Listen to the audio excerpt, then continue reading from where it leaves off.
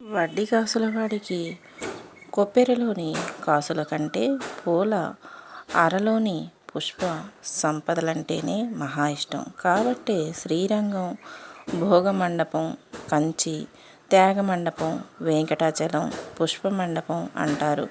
భగవత్ రామానుజుల వారు అనేక కారణాలతో ఆగిపోయిన తరాల నాటి పుష్పాలంకార సేవను ఆచార్యుల వారే పునరుద్ధరించారు. పురుషోత్తముడి పుష్పసేవ బాధ్యతను శ్రీరంగం నివాసి అనంతాచార్యులకు అప్పగిస్తూ మంగళ శాసనం చేశారు. అంతకు పూర్వమే రామానుజులు గురువులైన యమునాచార్యులు తిరుమల దేవుడికి కోసం పూలు పండించి తమ జీవితాన్ని పండించుకున్నారు. ఆ గౌరవంతోనే ఆనంద నిలయ ఆవరణలోని పూల అరకు యమునా తురై అనే పేరు స్థిరపడింది. తోమాల సేవ మొదలు ఉంజల సేవ వరకు దేవదేవుడి అలంకరణకు అవసరమైన పూలన్నీ ఇక్కడి నుంచే సకల లాంఛనాలతో తీసుకువెళ్తారు. అనంతాచార్యుల వారు తిరుమలకు చేరే సమయానికి కొండమీద పూల కొరత తీవ్రంగా ఉండేది. దీంతో తానే ఓ తోటను పెంచాలనుకున్నారు. పంటకు నీటి వసతి ముఖ్యం కాబట్టి ఓ చెరువును తవ్వాలని సంకల్పించుకున్నారు. నిండు చోళాలైన ఇల్లాలితో కలిసి ఆ మహత్కార్యానికి పూనుకున్నారు.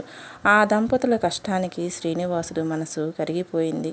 బాలుడి రూపంలో ప్రత్యక్షమై నేను సాయం చేసేనా, కూలి ఏం వద్దులే అంటూ చొరవగా పనిలోకి దిగబోయాడు. కానీ అనంతాల వారు అంగీకరించలేదు. ఇది నా మొక్కు, నేనే తీర్చుకుంటా, నీ సాయం అక్కర్లేదు పో అంటూ గదమాయించారు.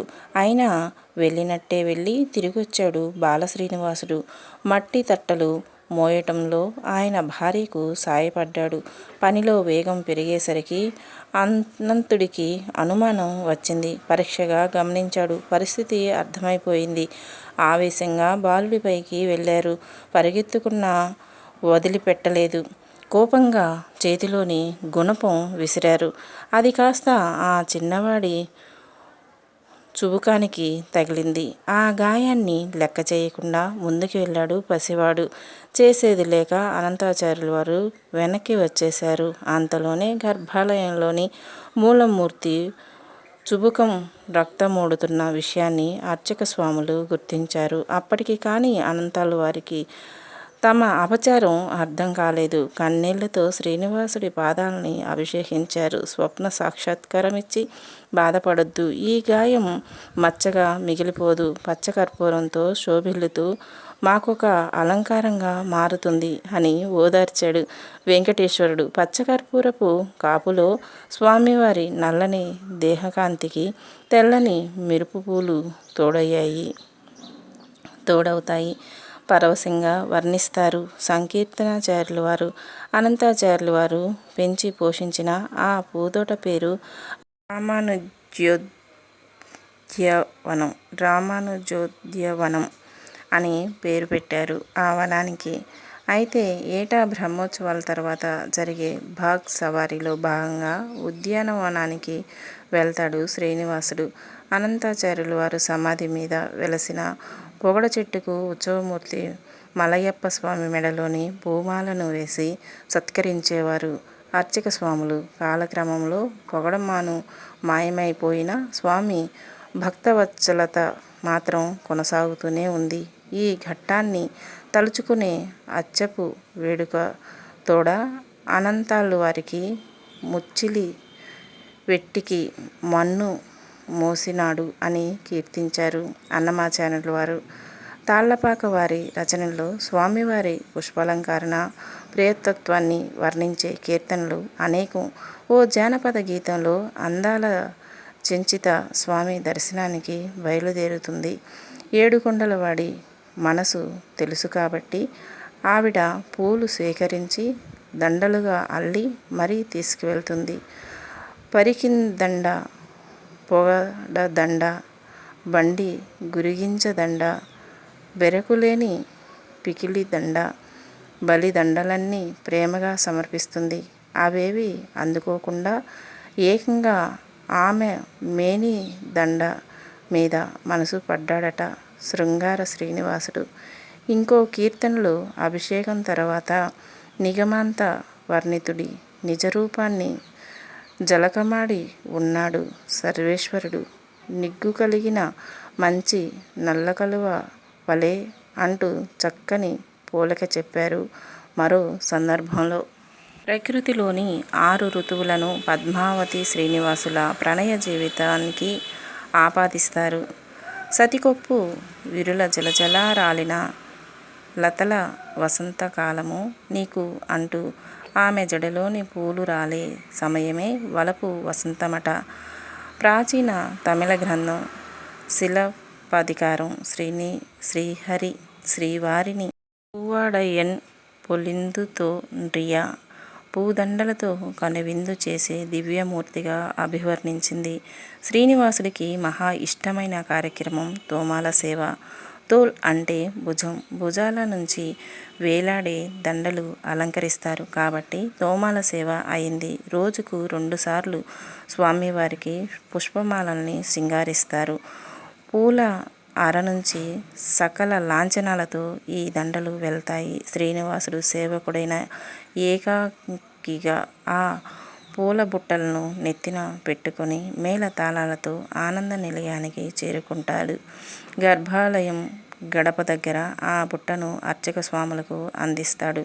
ప్రతినిత్యం సృష్టిలోని పూజతులన్నిటినీ తెచ్చి పాదాల మీద పరిచిన పద్మనాభుడికి పుష్పాలంకరణ పట్ల మక్కువ తీరదు. మళ్ళీ గురువారం నాటికి పూలంగి సేవ కోసం ఆతృతగా ఎదురుచూస్తూ ఉంటాడు. శ్రీకాంతుడికి ఏకాంతం సేవ ఇది. పూలంగిలో స్వామి పూలంగిడిలా మెరిసిపోతాడు. పూల రంగడిలా మెరిసిపోతాడు. ఏటా జరిగే ఆనివార ఆస్థానంలోని అచ్యుతుడు అమ్మవారితో కలిసి పుష్పపల్లకిలో ఊరేగుతాడు. ఆ సమయంలో 3,000,000 దేవతలు ఆకాశంలోంచి పూలవాన కురిపిస్తారట. బ్రహ్మోత్సవాల తర్వాత వచ్చే శ్రావణ నక్షత్రం రోజున పుష్పయాగం పేరుతో ఓ ప్రత్యేక ఉత్సవం జరుగుతుంది. పువ్వులే ప్రధాన ద్రవ్యాలుగా సాగే ఆ పరిమళాల పూజను తిలకించి తీరాల్సిందే.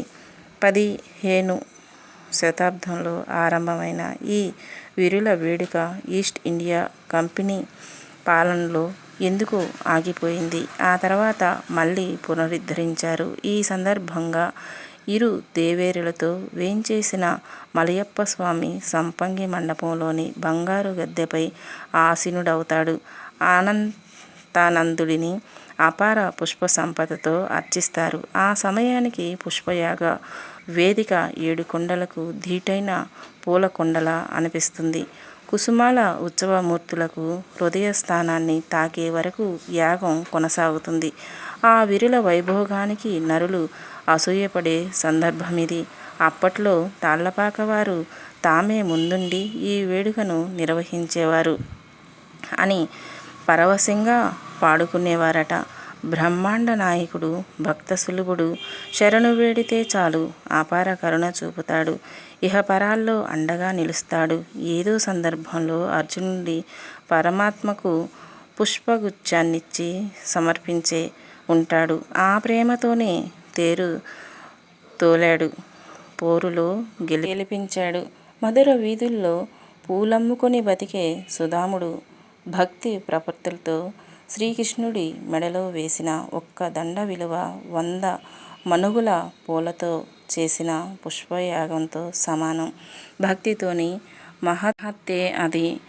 దేవదేవ నిన్ను ఎన్నిసార్లు దర్శించుకున్నా, నీ లీలలు ఎన్నిసార్లు విన్నా, నీ వైభవాన్ని ఎన్ని గొంతుకలతో కీర్తించినా తనివి తీరదు అని వాపోతుంటారు పరమభక్తులు. స్వామివారి నిత్యసేవలో ధరించే పుష్పాలది అలాంటిది. తన్మయతత్వమే ఆ ప్రపత్తికి మెచ్చి సాక్షాత్తు పరమాత్ముడే ప్రత్యక్షమై ముక్తిని ప్రసాదించిన పుష్పజాతులు వద్దని వారిస్తాయేమో. మరు జన్మలోనూ మేము మళ్ళీ పూలుగానే పుట్టాలి, తిరుమలకు చేరాలి, నీ మెడలో అలంకరించాలి, నీ హృదయాన్ని తాకాలి, నీ భుజాలను ముద్దాడాలి, నీ పాదాలను సేవించాలి అని వేడుకుంటాయేమో. సంపంగి ప్రదక్షిణం. సంపంగులు శ్రీవారికి ఇష్టమైన పుష్పాలు. ఆనంద నిలయ ఆవరణలో వెండి వాకిలి ప్రాకారానికి బయట మహాద్వార ప్రాకారానికి మధ్యన ఉన్న మార్గానికి సంపంగి ప్రదక్షిణం అని పేరు. పూర్వం ఇక్కడ సంపంగి వృక్షం ఉండేదట. తొండమాన్ చక్రవర్తి ఆనంద నిలయ ఆవరణను మరింత విస్తరించాలని సంకల్పించినప్పుడు ఆ సంపంగి చెట్టును తొలగించాల్సి వచ్చింది. ఆ రాత్రి శ్రీనివాసుడు తొండమానుడికి కలలో కనిపించి తనకు అత్యంత ప్రియమైన సంపంగి చెట్టుకు నష్టం కలిగించవద్దని ఆదేశించాడని వెంకటాచల మహత్యం వివరిస్తుంది. పూర్వం శ్రీవారి ఊరేగింపులన్నీ సంపంగి ప్రదక్షిణ మార్గంలోనే జరిగేవని చెబుతారు. చిరు నవ్వుల రేడు తన ముంగిటకు వచ్చే వేళకు ఆ సంపంగి మొగ్గలు తన్మయత్వంతో విచ్చుకునేవేమో, తమ పరిమళాన్ని కానుకగా ఇచ్చుకునేవేమో. పుష్పజాతుల విష్ణు పూజింపగల కొండ అంటూ దేవదేవుడి పూల వైభోగాన్ని కీర్తిస్తారు తరికొండ వెంగమాంబ. తన రచనల్లో పదాలు అల్లిన, పద్యాల నైవేద్యం సమర్పించిన, అన్నదాన మహాయజ్ఞం చేసిన, ఉదయాస్తమాన సేవల్లో స్వయంగా పాల్గొన్న వేంగమాంబను ఏదో అసంతృప్తి బాధించేది. మూలమూర్తి అలంకరణకు పూలమాలలు సమర్పించలేకపోతున్నానే వెలితి వెంటాడేది. దీంతో తానే ఓ పూదోటను పెంచాలని భావించారు. నీటి వసతి కోసం ఓ దిగుడు బావిని తవ్వించారు. కానీ చుక్కనీరు కూడా పడలేదు. పెద్ద బండరాయి అడ్డొచ్చింది. దీంతో శ్రీనివాసుడి ప్రార్థించారు. ఆ పరమభక్తురాలు మరుక్షణమే బండ 2 ముక్కలైంది. గంగ పెళ్ళుబికి వచ్చింది. చాలా కాలం పాటు వెంగమాంబ తోట పూలనే స్వామివారికి అలంకరణ చేసేవారు. ఇక్కడి తులసితోనే శ్రీవారి పాదాలను అర్చించేవారు. ఎంత అదృష్టం ఉంటేనో స్వామివారిని సేవించుకోలేం. వారికి ఆ శ్రీనివాసుడు ఆశీస్సులు.